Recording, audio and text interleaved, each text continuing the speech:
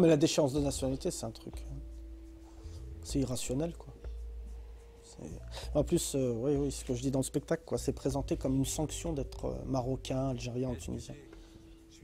Mais je pense que les Marocains, les Algériens et les Tunisiens pourraient aussi présenter comme sanction d'être français.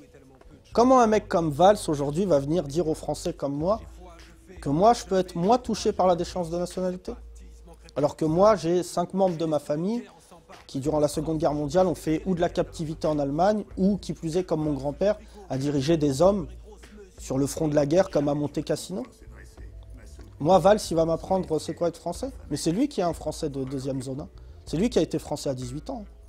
Moi, je suis français depuis la première minute où je suis arrivé au monde. Donc aujourd'hui, ce que je dis là par provocation, c'est un fait réel. Éric Besson, qui avait installé le débat sur la nationalité française à l'époque, c'est un mec qui a été au Maroc jusqu'à 18 ans. En fait, ces gens-là, gauche comme droite, parce que ils ont un problème, eux, avec leur capacité à être français. Donc du coup, ils posent des débats qui leur permettent d'avoir des réponses sur eux-mêmes. Mais moi, il n'y a personne en France qui va venir me dire c'est quoi être français. Il n'y a personne. Et en plus, qui plus est, je ne suis pas obligé de jouer au foot pour qu'on me respecte. Moi, je suis français toute l'année, j'entends pas la Coupe du Monde. Donc aujourd'hui, il faut expliquer à ces gens-là, de manière comique pour ma part et de manière citoyenne, que nous, on fait partie d'un projet global. Eux, ils font partie d'un projet de niche. Parce que sans nous, il n'y a pas de vous. Voilà. C'est aussi simple que ça.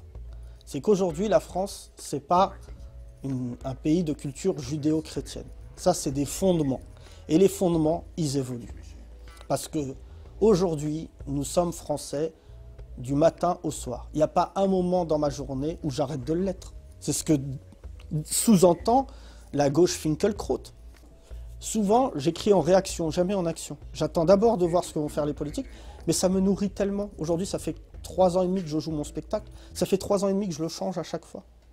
Parce que je suis tellement nourri par ces débats géniaux.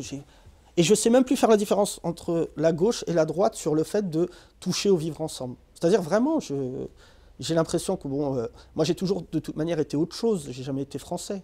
J'ai été issu de l'immigration, issu de la diversité, proche des cultures urbaines. Donc voilà, il faut juste m'appeler français, ça sera bien. Excusez.